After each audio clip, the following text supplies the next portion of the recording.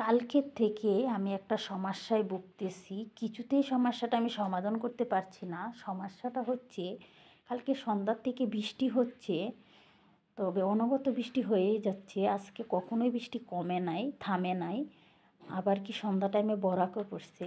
তো এই বৃষ্টির পানি কালকে সন্ধ্যার থেকেই টেপ টেপ করে আমার রুমে পড়তেছে, টপ টপ করে।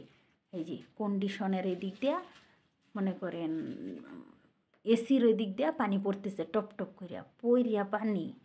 এই যে দেখেন আলমারি, পুরো আলমারির নিচে পানি। আমার কার্পেট হচ্ছে, আমার রুমের কার্পেট হচ্ছে হোম, ঠিক আছে। চাপ দিলে মনে করেন এই যে পানি উপর বা বেশি উঠে, ঠিক আছে। তো এই যে আলমারির নিচে পুরাই পানি, এটা বন্ধ করার উপায় কোনো কিছুতেই খুঁজে পাচ্ছি না আমি। আজকে সারাদিন চেষ্টা করলাম, তারপরে বন্ধ হচ্ছে না। কি করব কিছুই বুঝে পাচ্ছি না।